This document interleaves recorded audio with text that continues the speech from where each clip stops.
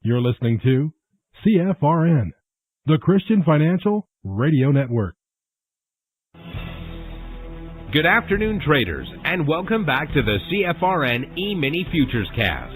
This is the daily broadcast of Indeterminate Length, where we discuss all things Emini, along with some really big ideas on the finer points of trading gold, bonds, crude, sugar, the euro. Joining us today, Mr. Michael Borth.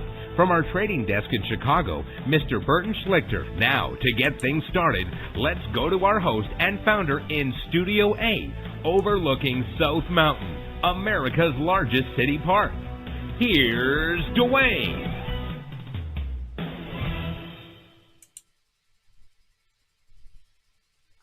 Good afternoon. Welcome back. Today is Thursday, 7th day of May, 2026. Thanks so much for joining us. Whoever you are, wherever you are, we're just glad to have you right here, right now. We do 2 live broadcasts every trading day. The first broadcast is our live training room. To get in there, you got to be a member or taking the 1-week free trial. Now, despite what the intro just said, Michael will not be joining us today, nor will he be here tomorrow. He's got a daughter graduating college, and so they're going for all the festivities and whatever. So anyway, today's broadcast will be somewhat abbreviated because Michael won't be joining us as he normally does at 1 p.m. Eastern. But all the stuff we normally do before he joins us, we're going to do it all. Now, the live training room ends at 11:30 a.m. Eastern. We take a 30-minute break and then come back for this broadcast, the noon broadcast, which unlike the morning broadcast, this one's open to the public. Everybody everywhere on planet Earth with an internet-connected device. Now, there's 2 different ways to join this afternoon broadcast live. The best way, you only got to do it once. Go to mytradingiq.com. Scroll down the page to where it says Noon Broadcast. Click the link, fill out the 30-second registration form, and you're done. What will happen going forward is every trading day you'll get an email about an hour before this broadcast starts. In the email, there's a link, so at 12 noon Eastern, all you got to do is click the link in the email, and it will automatically log you into our platform. Now, the benefit of doing it that way is you'll have immediate access to the question box, so you can ask questions and participate in the discussion. Of course, there will be days you're out of the office, away from your desktop, but you still want to join live. And some days you'll be busy, so you can't join live, but you want to get caught up later. You can do both of those via our YouTube channel, which is easy to remember. youtube.com/CFRN. It's the Christian Financial Radio Network since 2005.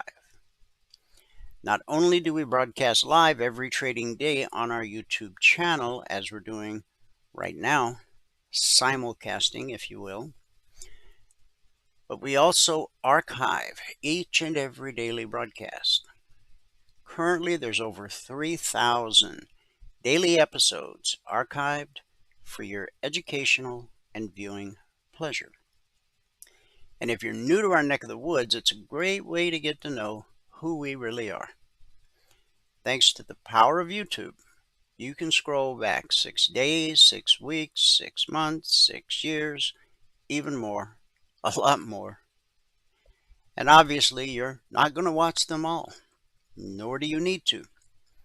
But it is a great resource to have at your fingertips because it allows you to see how we've evolved over all these years, day by day by day. YouTube.com/CFRN. As I said, Michael won't be joining us at the top of the hour today or tomorrow. So we're going to just get started where we always do with the afternoon broadcast, and that's our daily devotional. The topic we've been on for a couple weeks, and we got a couple weeks yet to go. It's that important. Everyday faith. Not your Sunday morning, put on your best clothes, go to church kind of faith, but everyday faith.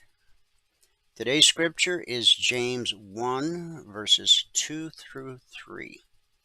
I'm going to share it with you from the NIV translation.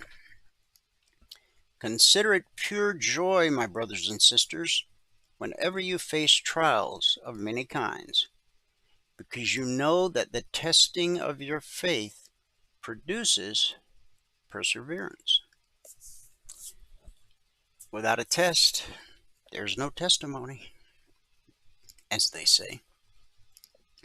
Again, that was James 1, verses 2 through 3. The testing of your faith produces steadfastness. The term I've always used for steadfastness is stick-to-itiveness. That's where a lot of traders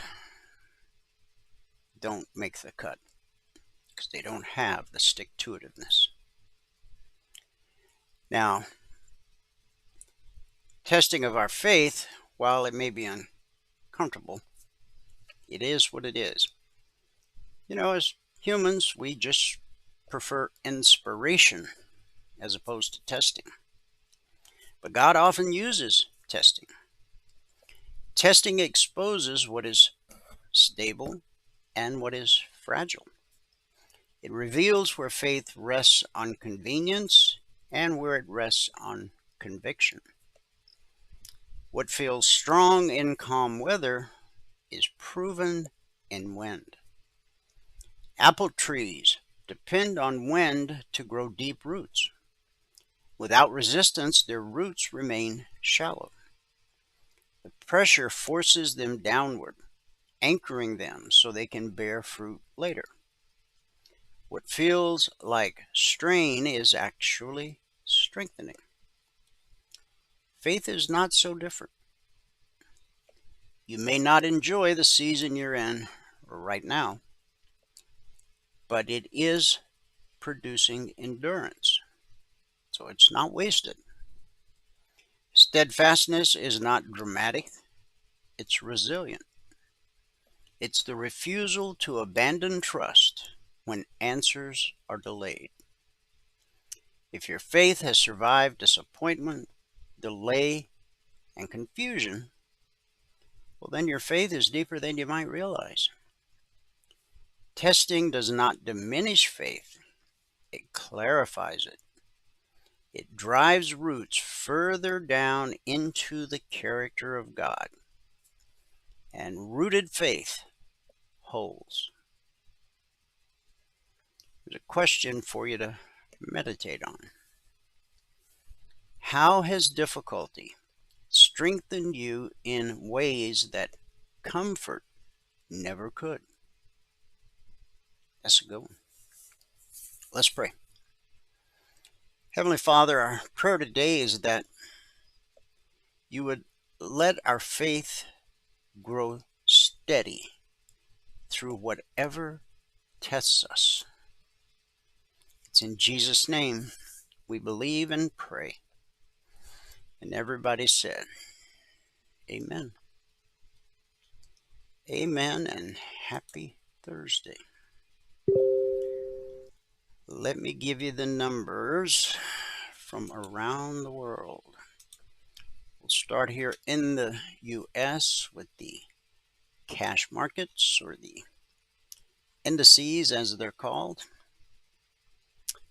Currently, the Dow is down 130 points. NASDAQ is up 19. S&P 500 down 10. The Russell 2000 is down 22. Quite a different picture than what we saw yesterday. But as I tell you all the time, trees don't grow to the sky. There has to be retracements to keep the bull healthy. Although I think this market's a little overdone to the upside. But what do I know?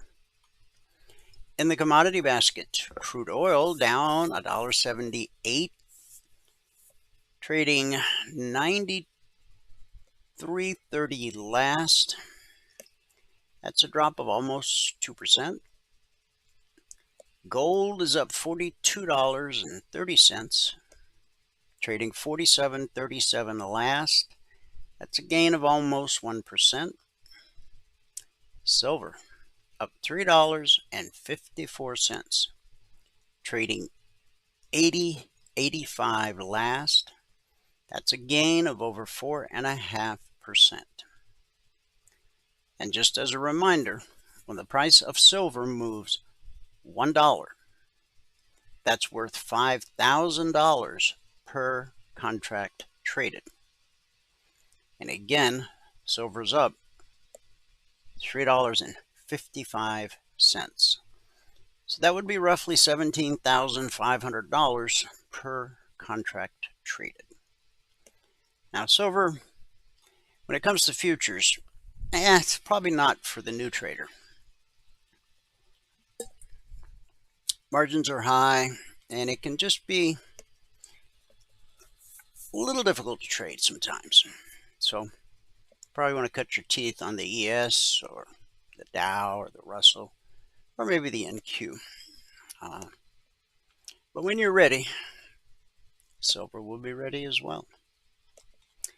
Okay, in the Asian markets at the close, the Nikkei posted a gain. Oh my goodness. The Nikkei posted a gain of 3,320 points. I don't think I've ever seen that before. That's a gain of 5.5%. Shanghai rose 19. The Hang Seng gained 412. That's over 1.5%. And in the European markets, at the close, FTSE down 161, over 1.5%. The DAX down 247, 1%. And the CAC down 97. For the CAC, that's almost 1.25%.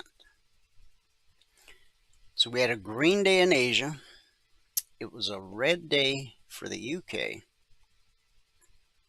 And at the moment, it is a red radio Thursday here in the US of A.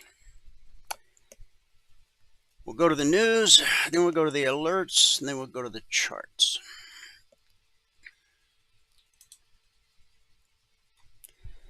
A tsunami last year in southeastern Alaska was the second largest in recorded history, according to a study that was published yesterday. Waves reached 1,578 feet high, second only to a 1958 tsunami in Alaska that produced over 1,700-foot waves. At 5:26 a.m. on August 10th of 2025, a mass of rock measuring 83 million cubic yards, that's 24 times the volume of the Great Pyramid of Giza, fell into Alaska's Tracy Arm Fjord.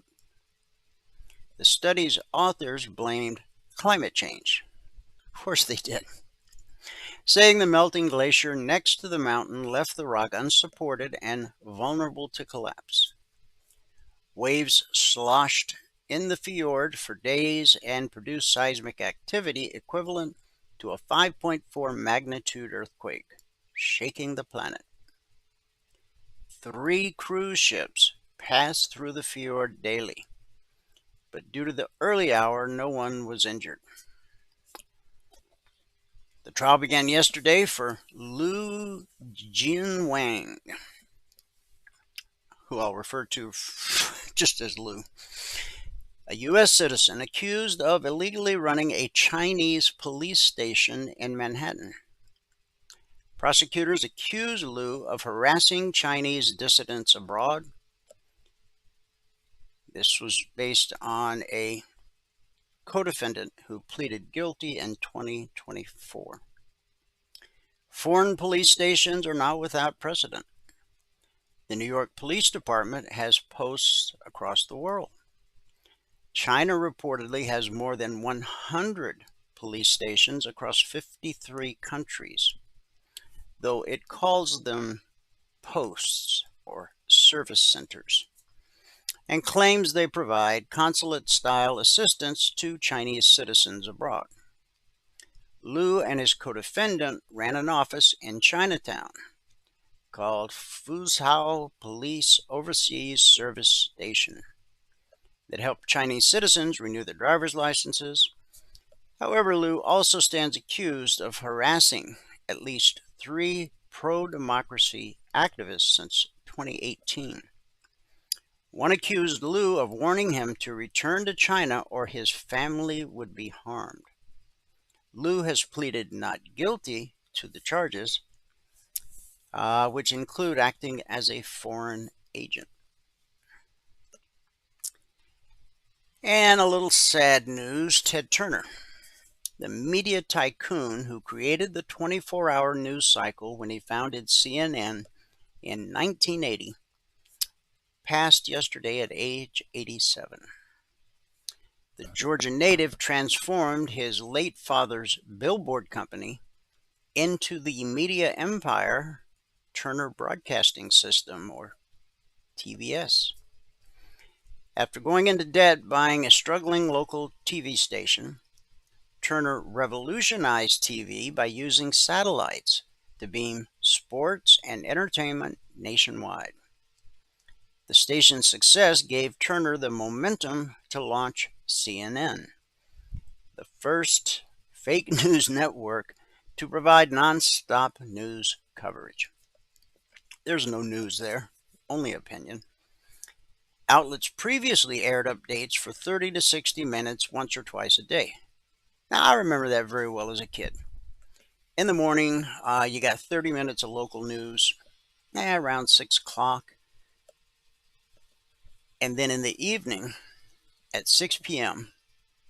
Eastern, I grew up in Georgia, you'd get 30 minutes of local news, and then you would get 30 minutes of national news via Walter Cronkite. So, Ted, you were a groundbreaker, and you will be missed very much. Our hearts and prayers are with your loved ones.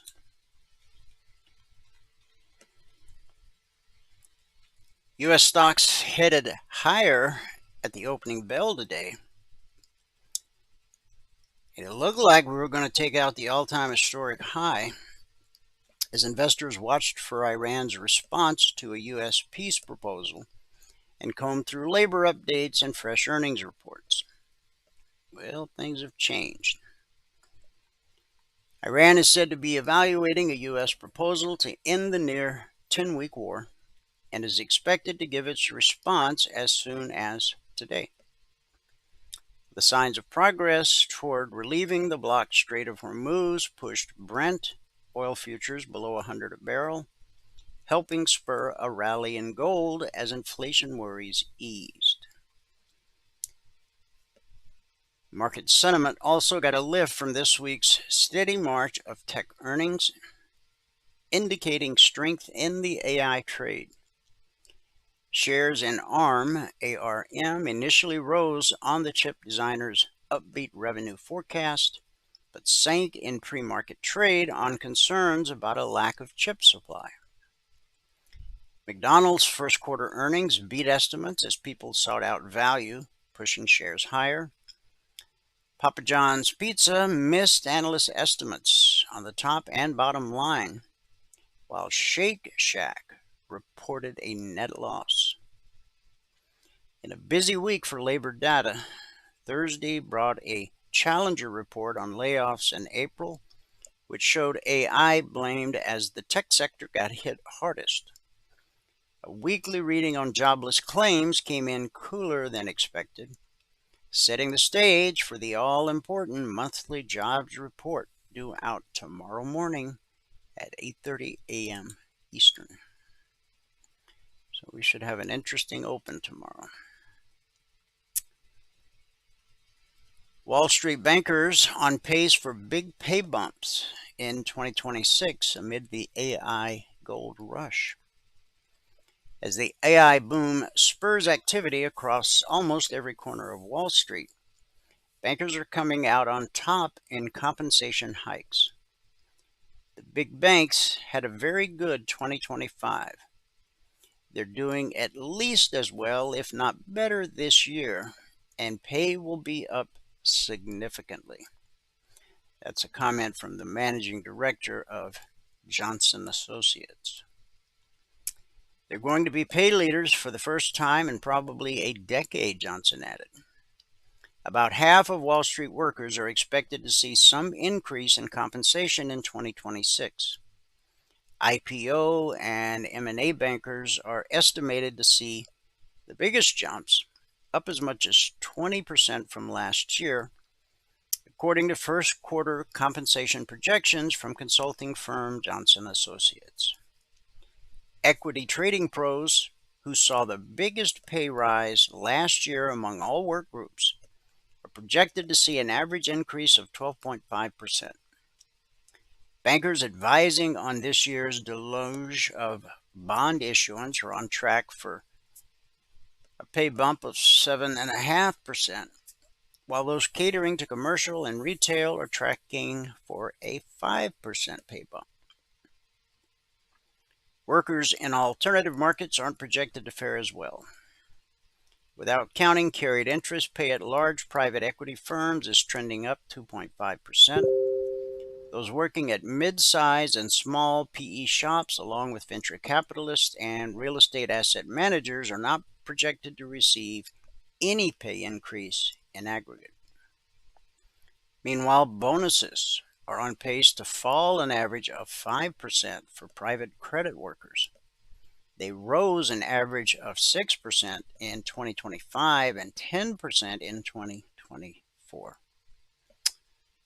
Poor little rich guys. Hate to have to see them sell that home in the Hamptons. The S&P 500 is not just beating Q1 earnings expectations, it's blowing them up. This earnings season is shaping up as one of the index's strongest in 20 years, with profit growth accelerating, beat rates running hot, and analysts lifting estimates instead of cutting them. That's the good news. The catch is that Wall Street may already be treating great earnings as the new floor. Deutsche Bank is calling this one of the best earnings seasons in 20 years, and the charts show why. The share of S&P 500 companies beating earning estimates is running well above normal, while quarterly profit growth is tracking near 25%, more than double the typical pace outside of recessions.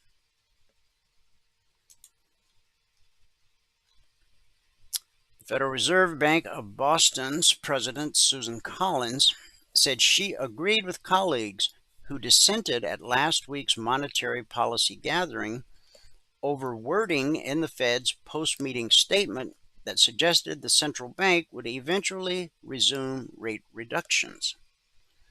In an interview with Bloomberg, Collins said she was strongly supportive of the decision to leave rates unchanged, but she also preferred to adjust the statement to not be as closely aligned with language that has been associated with the presumption that the next move will be a cut.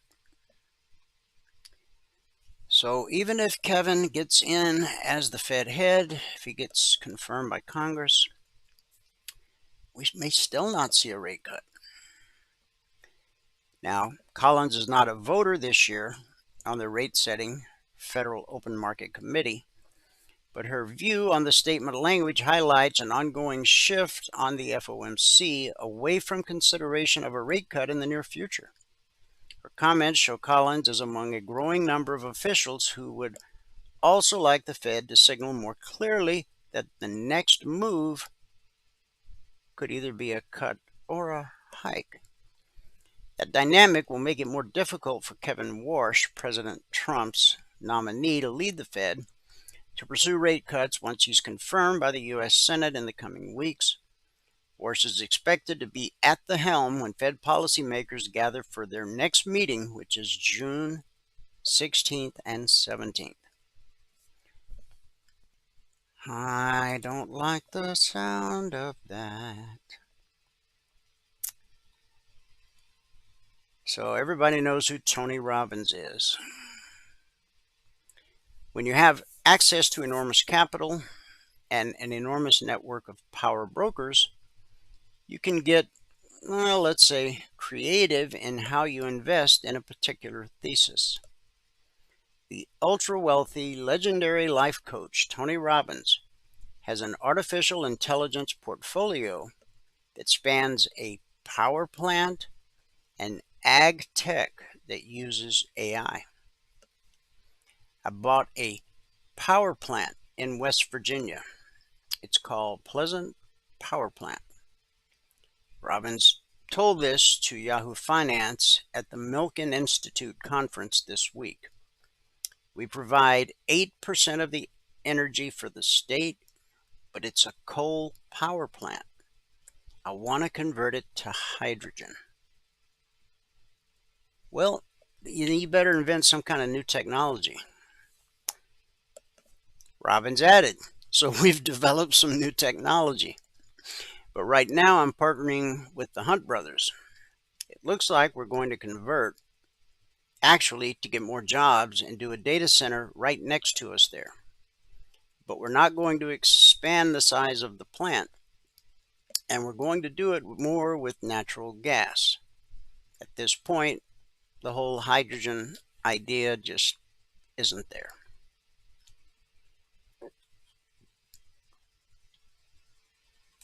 Yeah.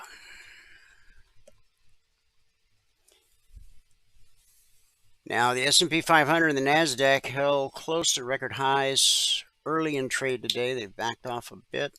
We'll go to the charts here in a few minutes. A lot of this has to do with an extended fall in oil prices, which you'll see the chart in a minute. And everybody's hoping that the U.S. and Iran are going to cut a deal that could potentially normalize crude supplies through the Strait of Hormuz.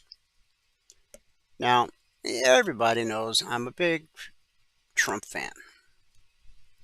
I don't always like some of the language he uses. You know, everybody's got a name. But they're usually spot on and kind of funny. But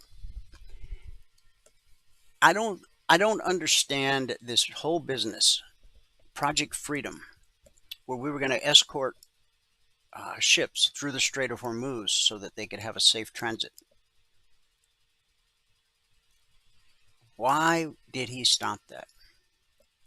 And even if Iran signs on the dotted line, and number one, who's in charge? Who in Iran actually has the authority to sign on the dotted line? No matter who it is that going to change how they've behaved for the last 47 years? I don't think so.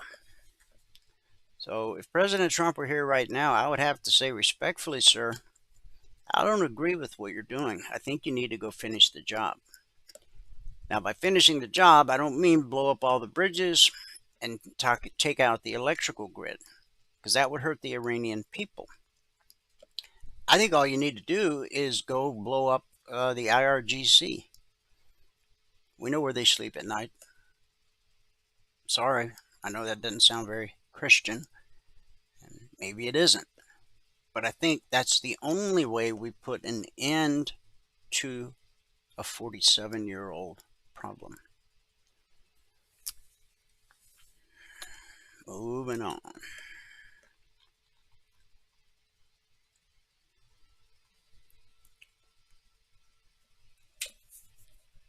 Corruption in Maine. Steve Robinson posted this on X the other day. Maine Democrats are actively recruiting voters who have never lived in Maine and never paid taxes in Maine. Maine Secretary of State Shanna Bellows, who previously tried to disenfranchise Maine voters by removing Donald Trump from the ballot, has publicly admitted that non-citizens are registered to vote in Maine. She's refusing to give Harmeet Dillon from the Justice Department Maine's voter files so that the Department of Justice can prevent non-citizens from raiding the elections. And Bellows has partnered with the Community Organizing Alliance. This is a quote-unquote migrant-run Acorn-style group created by the alleged Medicaid fraudsters at Gateway Community Services. Maine was once a bastion of republicanism.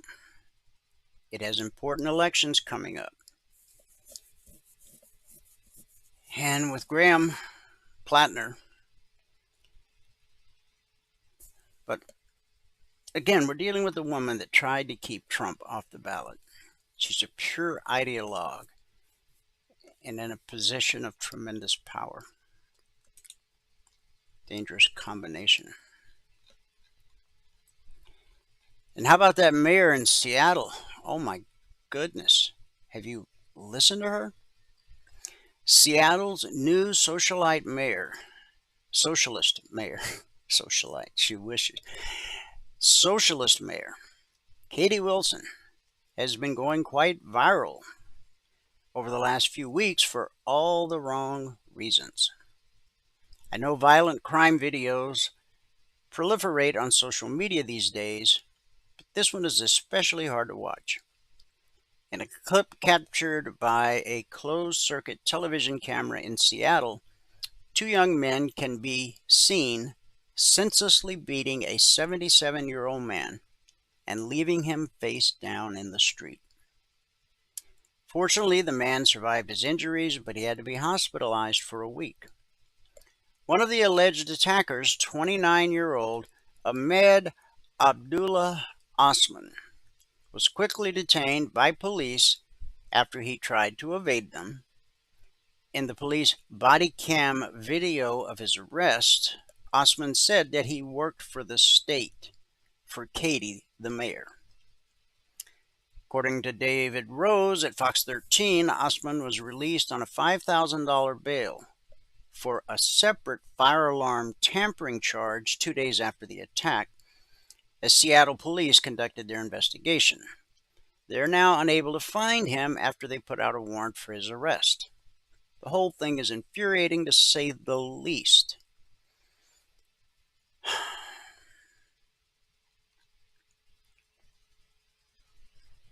She wants to take down all the security cameras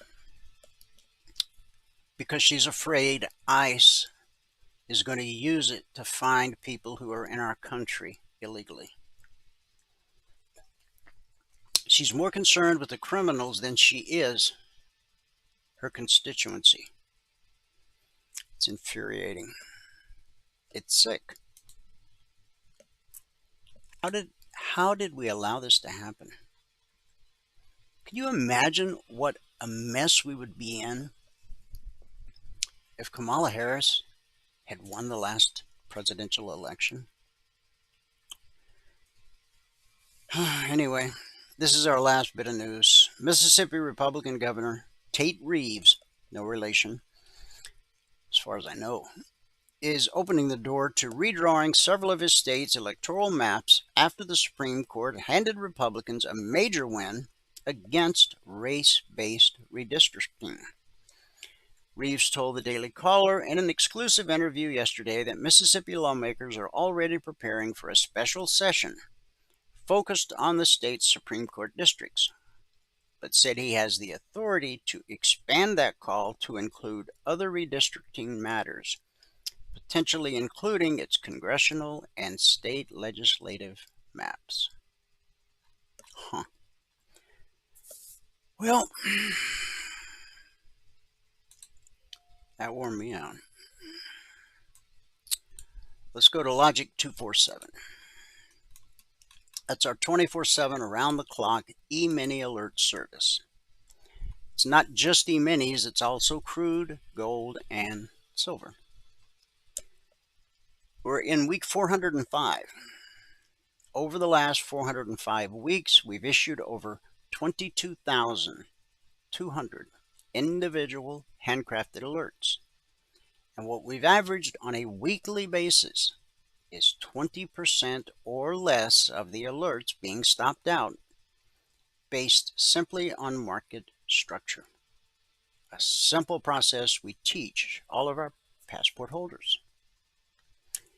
This week, since the markets opened this past Sunday night at 6 p.m. Eastern, that's when the week starts for us, Sunday night, 6 p.m. Eastern, we have issued a total of 57 Logic 247 alerts.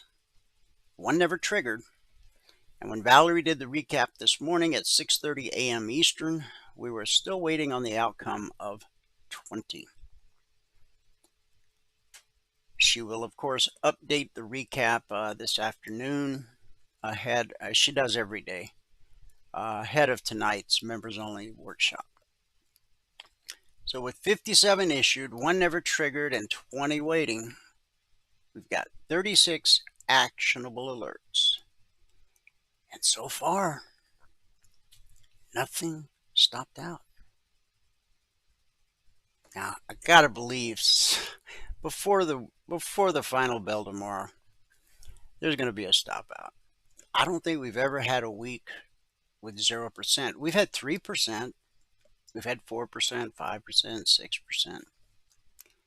But over 405 weeks, we've averaged 20% or less. Now, last week, I know I got it here somewhere. Last week, week 404. Where'd it go? That's not it. There it is. Last week, we issued a total of 71 alerts. 10 never triggered. We had 61 actionable alerts last week, of which 5 or 8% would have been stopped out, again based just on market structure. It's a really simple process we teach all of our passport holders. Now, the purpose of the Logic alerts is to help you learn how to read a chart. If you want to trade for a living, you got to be able to read the chart. You got to know where to anticipate potential resistance and potential support. In doing so, you reveal the windows of opportunity where you find your best high probability, low risk trade opportunities. Every Logic alert has an entry price, long or short. Now, last Friday, I went through every Logic alert for the entire week. So if you missed last Friday's broadcast, you can always go watch it on youtube.com/CFRN. So yes, you can trade them, but here's the deal. A lot of times they trigger, around the European Open, which is 3 a.m. Eastern. So even if you never actually trade a Logic alert, you can still use them for the purpose intended, and that's to learn how to read a chart. If you want to trade for a living, you got to be able to read the chart. If you look at it and see chaos, there's help, okay? Now, no one knows what the market's going to do next. I know people lie. They send you emails. They got websites, 98% accuracy and all this other horse poop. That holy grail doesn't exist. It can't exist. No indicator, no oscillator, no algorithm, no bot, no guru, not nobody, not no way, not no how can tell you with 100% certainty what's going to happen next in the market. Once you learn to read the chart, though, you can have a pretty good idea of what's going to happen next. And that's as good as it gets, okay? So if you're wasting time and treasure chasing That black cat in the dark that doesn't even exist. Stop. Find somebody who will teach you how to trade. Now, obviously, you could become a member here and we'll teach you how to trade. And you'll probably be hard pressed to find any other outfit that will actually teach you how to trade. They'll sell you indicators, they'll sell you oscillators, they'll give you an instruction manual. But then you're on your own. We're in the trenches with you every day, 2 hours a day, live training in real markets, real money, real trades. 2 hours every trading day. And on top of that, our members get private one-on-one mentoring at no extra charge. All they got to do is ask. So the bottom line is you got to learn how to trade. And in order to learn how to trade, you got to learn how to read the chart. That's why the Logic 247 alerts exist, period. Now, 405 weeks is a long time. But many years before we introduced Logic 247, we had our original alert service, the concierge trade alerts. They are different. They're different in so many ways.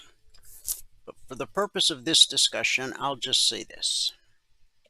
They don't come out around the clock like the Logic alerts. The Logic 247 alerts can come out anytime around the clock, 2 a.m. or 2 p.m.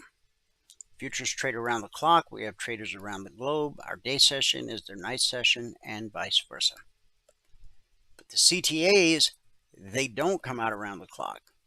They're published as a static report, typically 5 minutes ahead of the Globex Open. The Thursday session we're in right now began last night at 6 p.m. Eastern. But all of our traders had all of these targets 5 minutes ahead of the open. S&P 500, the Dow, the Russell, crude oil, the NQ, gold, and silver. Now we're going to go through all of these individual markets as we do every day. When you see these targets drawn on the screen, just remember that our members had the targets 5 minutes before the market opened. And with that, we'll go to the charts. And we'll start where we always do with the S&P 500 E-mini futures. Yes, we put in a new all-time historic high last night, 74.10 half. But as you can see, we've backed off that high. Got a little doji going on here. Now we're long overdue for a retracement. Right here where the black step line crossed blue and climbing, that would normally lead to a retracement to the BBC. But this time it didn't. We consolidated sideways, and then we had a leg and a retracement, and the black step line served as good support 2 days back to back. And then we ran up and put in a new all-time historic high yesterday. And then today, the Thursday session, this happened overnight. Price always reverts to the mean. I don't care what you trade or how you trade it. Price reverts to the mean. In our case, the mean is green. We call it the BBC. Stands for bull, bear, cross. When price crosses below the green line, we're bearish and expect lower prices. When price crosses above the green line, we're bullish and expect higher prices. It's pretty simple. But price always reverts to the mean. And what do I mean when I say that? Well, I'll show you. Okay. Got a leg and a retracement. That's price reverting to the mean. The pullback, this pullback held 1, 2, 3, 4, 5, 6, 7 days. 7 trading days. Now you're probably wondering, well, what about these candles? They're below the green line. They are, but they're physically touching. As long as it's touching, it's still a hold. To go from bearish to bullish, you got to have a candle open and close above the BBC without touching it. The same is true for switching to bearish. See how this candle opened and closed below the BBC without touching it? Now, that only gave us one down day, and then the market got right back above. But look at all these pullbacks. Whether you pull up from below or down from above, the pullback holds more often than it doesn't. It's really important that you understand that. Now, all the alerts, the Logic 247 alerts and the Concierge Trade alerts are created on a 30-minute chart. There's nothing magic about 30 minutes. It's just the time frame I chose years ago.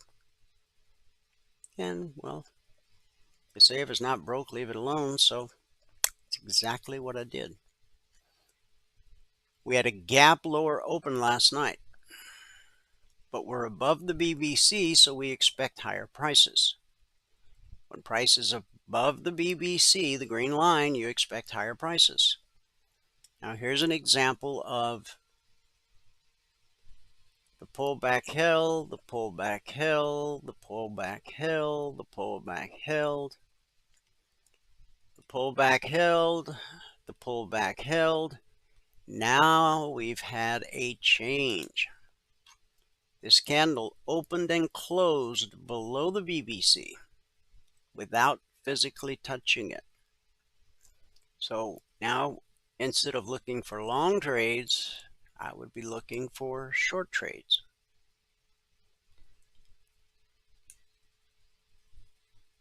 This has been an unusually bullish week. We have to go all the way back. Today is the 7th. We got to go all the way back to the night of the 4th. You can see we were below the BBC. And then during the 2130 candle, we got above. We opened and closed above. And then the pullback held, and the pullback held, and the pullback held. This is really the first time all week we've been below the BBC. So to say that we're long overdue for a deeper retracement is an understatement. Now this low right here, okay, this was a red candle all the way down. So why did price stop right there? Look at the horizontal line on my cursor. You see this right here, where the step line crossed blue and climbing? That creates an important price, important area. And as you can see, price stopped dropping right at that point.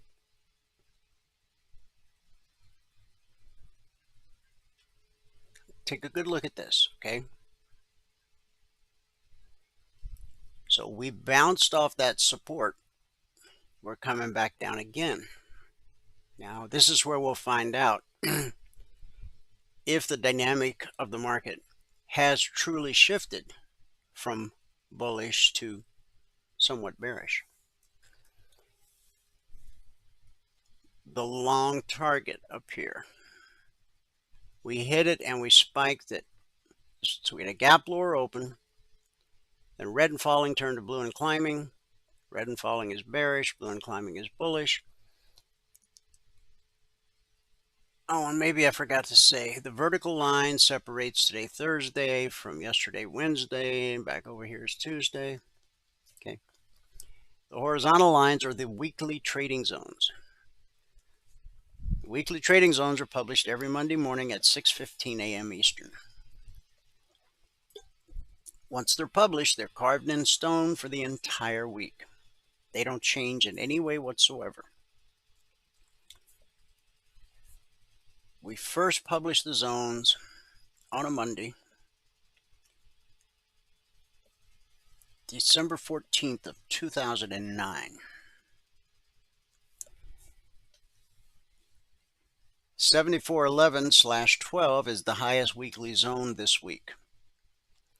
Overnight, we got up to 7410.5. We missed the highest weekly trading zone by 2 ticks.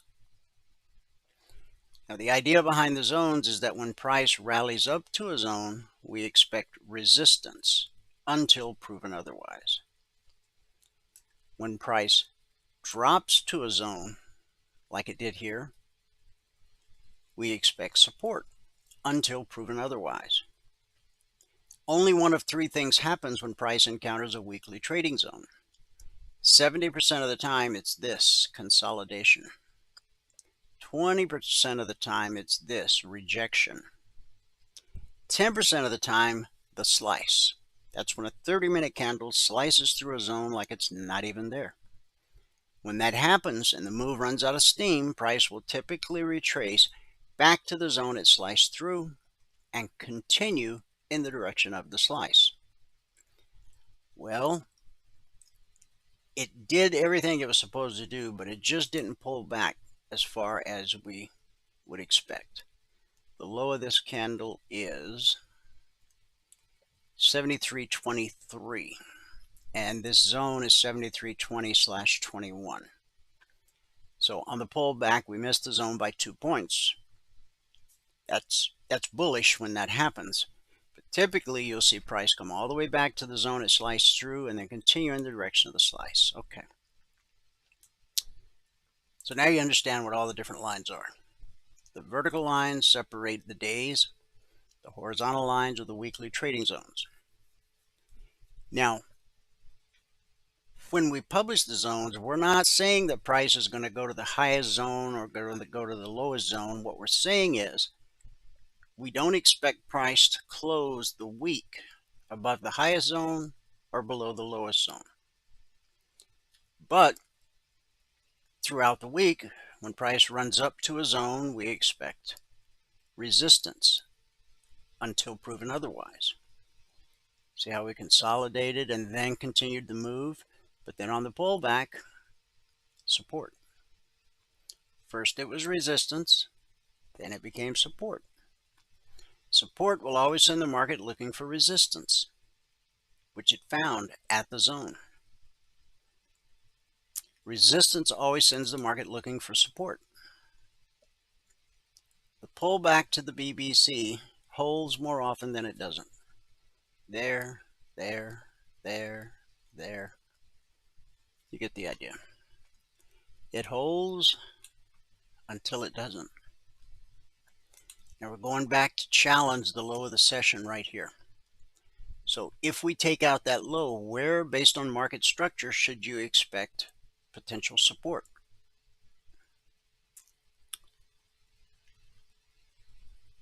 $73.56.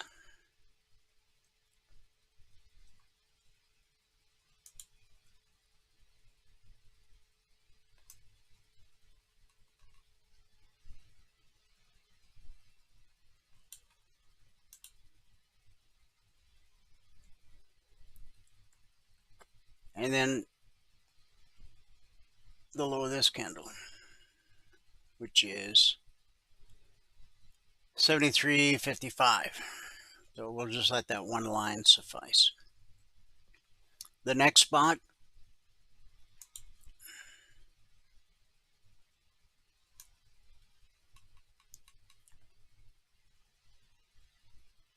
right there. And the low of that candle is 73.37. And then you've got the zone, which was based off these lows right here. That's the short target. And you see how blue and climbing has turned to red and falling? And the red and falling has gotten below the BBC. That's a bearish cross. Okay. So I suspect we're going to take this low out. Maybe this one holds. Maybe this one holds. But ultimately, this is the low I was anticipating today. Again, these targets are given to our members 5 minutes ahead of the open each evening. So you hit the long target at the London Open. Now we opened last night at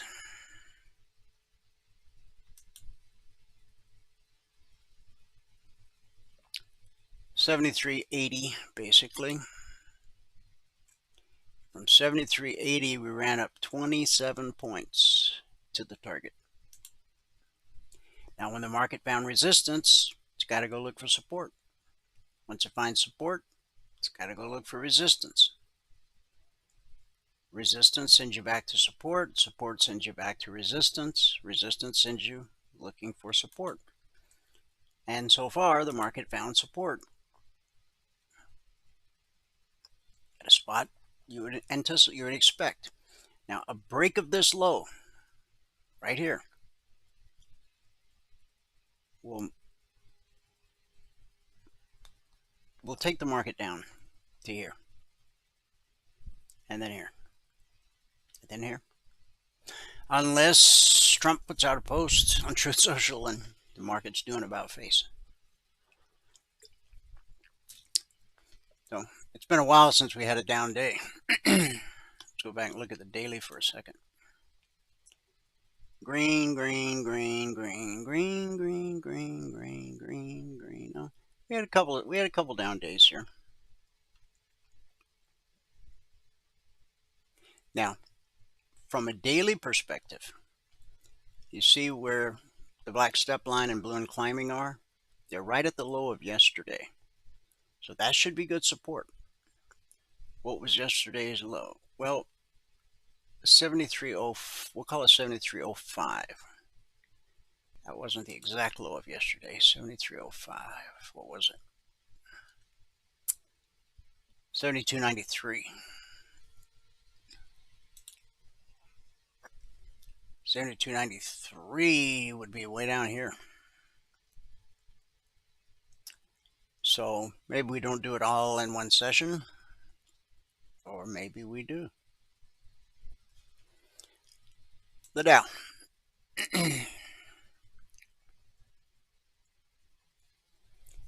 This is where we opened last night, and we made a beeline for the long target.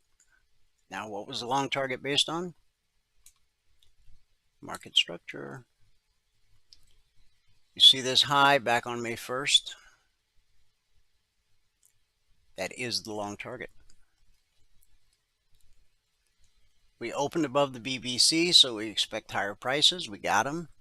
We spiked the target and spiked the target and spiked the target, and then eventually we came back to the BBC for support. And then we made a run higher. Let's see what we can tie that to. I don't know that we can.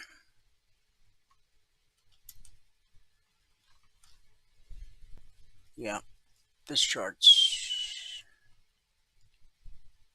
not going to take me back that far. What was that high? Come on. 52.38.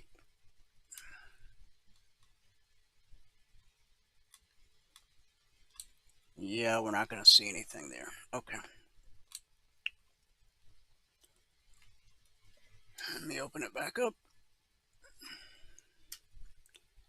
So here's the open last night. Made a run, pull back to the BBC, and we've already hit the short target, which is based off this low right here. Now it looks like we're going to run through the zone. So where's your next potential support? Right there.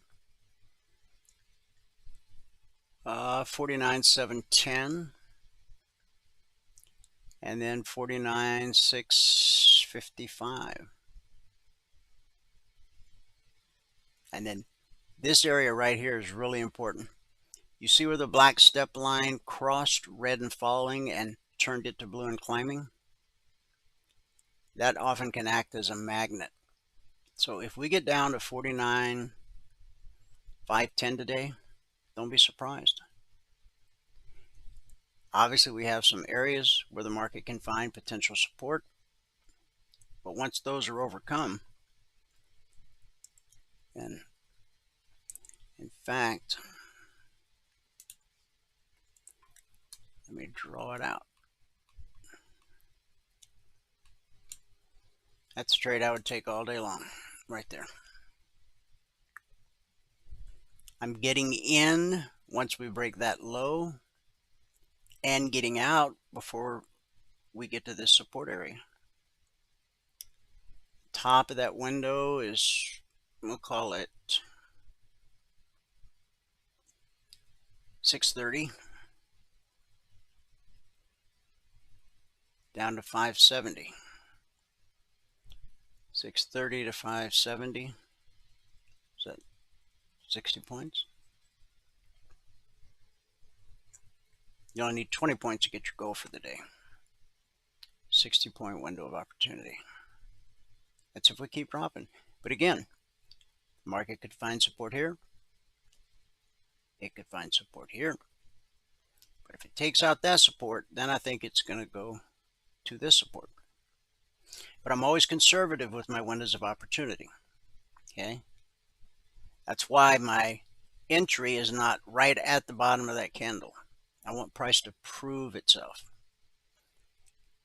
And then I want to be out before we get to support if I'm trading short. The Russell, here's where we opened last night, and the London Open, we hit the long target actually 30 minutes ahead of, well, during the 30-minute candle before the London Open, 3 a.m. Eastern, we hit the long target. Now, the long target is based off where blue turned to red. That's an important price, important area right there. And we hit it. Now, the market opened and dropped to a weekly zone. Now, that's the highest weekly zone this week for the Russell. So we had support at the zone, took us up to the long target, where blue turned to red. That sent us back to the BBC, and then we made one more run to the upside. And we got as high as the high of this candle right. Oh, we didn't make it there. That's a sign of weakness, okay? And that 130-minute candle took us all the way to the short target.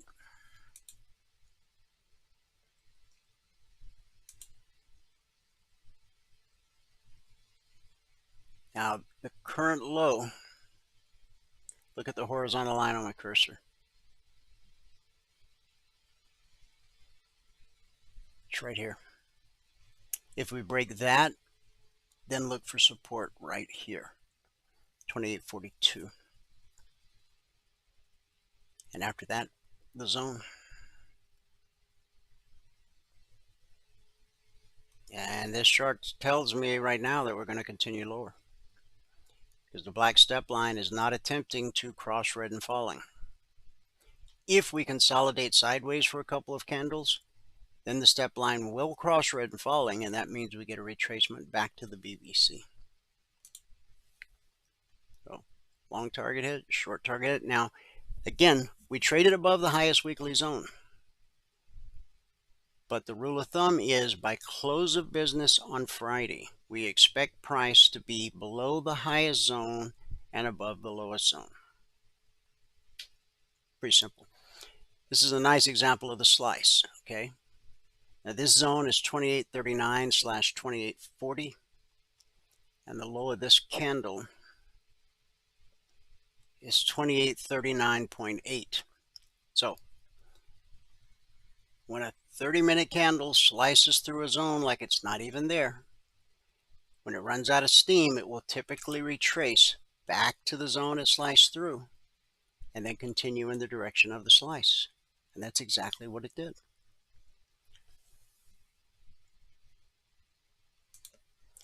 In Q, here's where we opened last night. This is the highest weekly trading zone on the NQ. We ran up, we hit the long target, and then some. Now we've come back to the highest weekly zone and we're consolidating. Okay, that's what happens 70% of the time. But you see how blue and climbing's turned to red and falling? If we take out this low right here, now this low, if you follow the horizontal line on the cursor, it's these early lows from the early part of the session last night. Once that's taken out,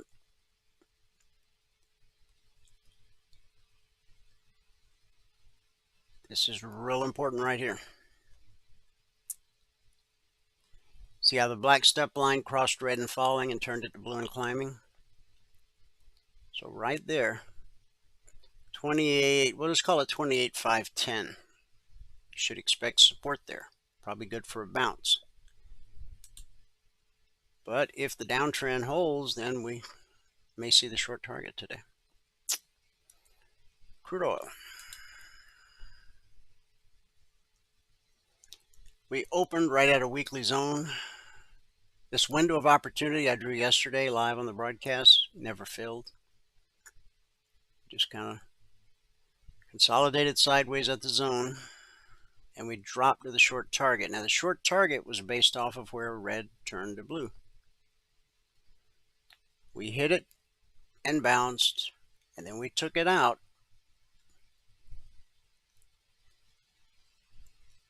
But we didn't quite get to the bottom of the body of that candle. But really where I would have expected support would be here.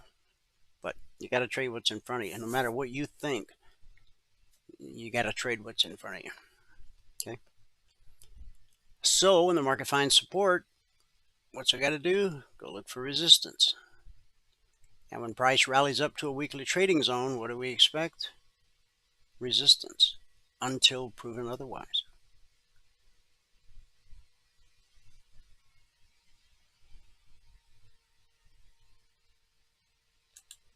Gold. This is where we opened last night on gold, and by 9 o'clock Eastern, 9 p.m., we hit the long target. This candle opened at 46.98, $2,800 per contract up to the target. Now, the long target was based off this high from yesterday. We spiked it, pulled back to the BBC, and the pullback held here, and then it held here, and then we got it way above the target. Now there's still another zone overhead at 48.75. We pulled back to the BBC. We opened and closed below the BBC. Right now, the top side of the long target is acting as support. That's not unusual. In fact, it's quite common. But this looks pretty bearish. Now, this low right here. Remember, this was a big red candle all the way down. But by the time the 30-minute candle closed, it had bounced all the way back here. So why did it stop dropping right there? Why did it stop dropping right there? Look left. Look at the horizontal line on my cursor. You see right there where the black step line crossed red and falling and became blue and climbing? You see that right there? Support pretty much to the tick. That's what I mean by market structure, learning to read the chart, understand what the indicators are telling you. But even then, you will not know with 100% certainty what's going to happen next in the market. As I said before, nobody does. Oh, they may claim to. They don't. They lie. Sorry.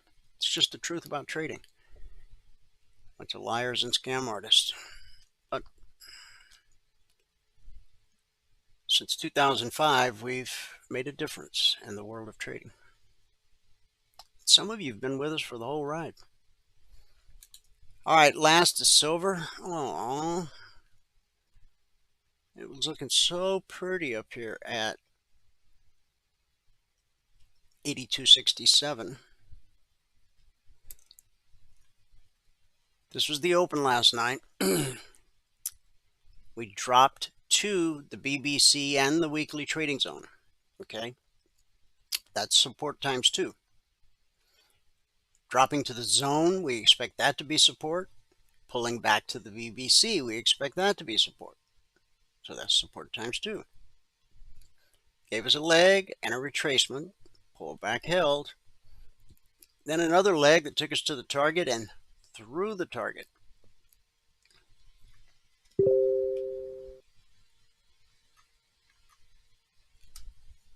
Now this high that we put in today,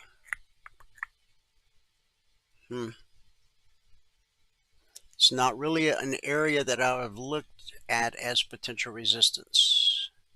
Right there is, but we didn't get that high. Sign of weakness. And look what's happened.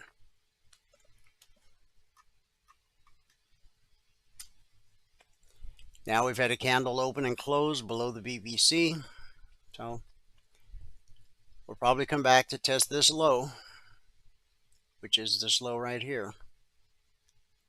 Once we take that out, then it'll be all about the zone. And if the zone doesn't hold, then the top side of the long target might hold.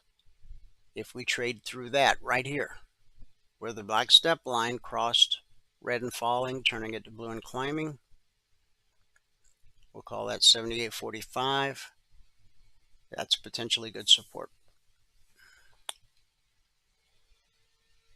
And again, all of our members had all of these targets 5 minutes ahead of the Globex open last night. This candle right here that hit the long target, it opened at 78.23 and ran up to, we'll call it 80 cents, $4,000 per contract traded. Right there in 30 minutes, $4 grand per contract. Imagine if you had the money to trade 10. Now, don't try to trade 10 contracts until you've successfully traded 1, and then 2 with your profits, and then 3 with your profits, and then 4 with your profits. It's all in the 24/20 blueprint. When you become a member, you start out trading in your demo account in the simulator. If you're going to follow the 24/20 blueprint, it's designed to help you go from 1 to 20 contracts over a period of 24 months, hence the name. You start out in your demo account, put together 10 consecutive days in a row where you reach your goal in 10 trades or less. Once you do that, the blueprint gives you the green light to go live with 1 contract. Now you're going to trade 1 contract until you increase your account balance by $2 grand. Then you'll take some of those profits that you earn trading 1 contract and add a second contract. Now you're trading 2 contracts. Once you make another $2 grand, you add a 3rd contract. And once you make another $2 grand, you add a 4th contract. So in the beginning, getting 2 points a day on the ES is worth $100 per contract. Not that exciting. But by the time you earn your way up the ladder to 5 contracts, that's $500 a day.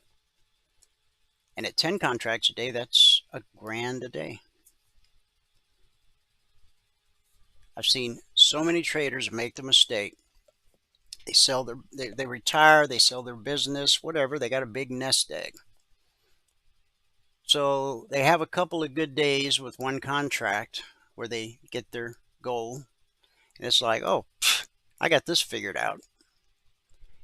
And so they lay down 10 contracts and they got an account size big enough to handle it.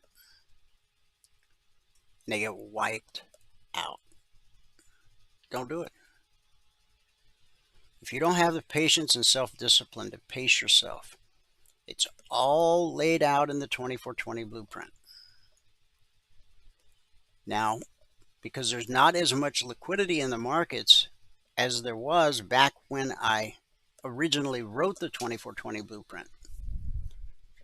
Once you get above 10 contracts, the slippage is so much. You just, as you see Michael do, he just trades 10. So, I'm done. Just one last look at the daily. Tonight at the members only workshop, Michael will not be there. I'll be there. We'll start at 8 p.m. Eastern. And my plan is to go over how I create the Logic 247 alerts. Then, once you understand how I create them, you can work on creating your own, and you'll better understand how to use the ones I publish to help you learn how to read the chart so that you know where to expect potential resistance and where to expect potential support.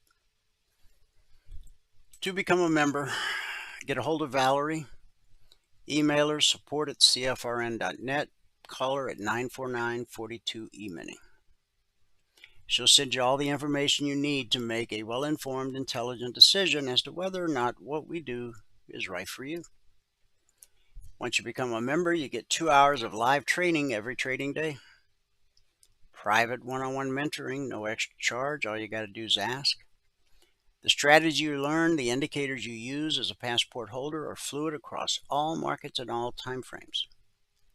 Price moves the same across all markets and all time frames, from support to resistance, back to support, back to resistance, over and over again and again. It's a never-ending cycle. It's just how markets work. As a passport holder, you'll get the Logic 247 alerts around the clock. You get the concierge trade alerts, typically 5 minutes ahead of the Globex Open each evening. Every Monday morning, 6:15 a.m. Eastern, you get the weekly trading zones. And every Thursday night, you're able to attend the members-only workshop at 8 p.m. Eastern. Last but not least, you get the golden keys that open all the private channels in Telegram. Everything a trader needs, all under one roof, one low price. All right, let's wrap it up with our good word for today. And the good word for today is God is with you. Luke 24:16. But they were kept from recognizing him. When you face a crisis, it's easy to lose perspective. It happened to 2 of Christ's disciples on the road to Emmaus. Discouraged about his death, they were talking with each other about everything that had happened. As they talked and discussed these things with each other, Jesus himself came up and walked along with them, but they were kept from recognizing him. That's Luke 24, verses 14 through 16. When you take your eyes off Jesus, you start to feel helpless about your situation. Dr. Michael Youssef says, facing a major crisis, I tend to be the kind of person whose vision becomes blurred. My perceptions are shot. My contemplations are one-sided. I often shut out the very people who can deliver me, just like these 2 disciples did. Their vision was blurred about the person who was walking with them and talking to them. The one whose death they were mourning was alive, but they didn't realize it because their focus was on the wrong thing. But everything changed the minute they recognized Jesus. Within the hour, they were on their way back to Jerusalem. There, the two told how Jesus had appeared to them as they were walking along and how they had recognized him as he was breaking the bread. Note the words, within the hour. In an instant, they went from fear to courage, pain to joy, despair to hope. Paul wrote in Ephesians 1:18, I pray that the eyes of your heart may be enlightened. When you stop focusing on the problem and fix your eyes on Jesus, the solution, you get 20/20 vision. And instantly, you're filled with hope. That's our good word for today. Thanks so much for tuning in. Whoever you are, wherever you are, may God continue to richly bless you with his mercy and with his grace. And I'll see you at the bell.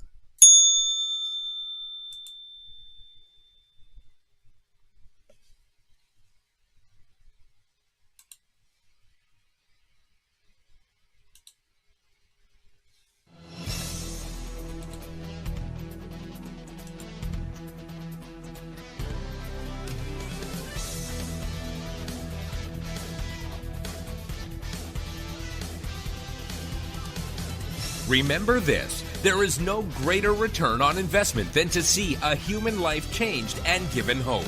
As always, pray hard and trade safe.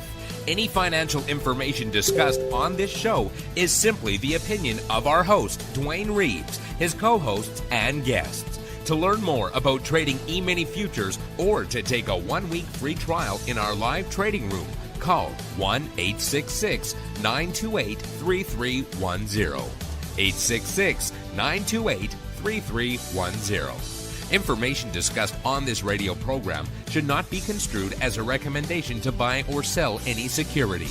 Always do your own due diligence and consult with a licensed securities broker or financial planner before making any investment decision.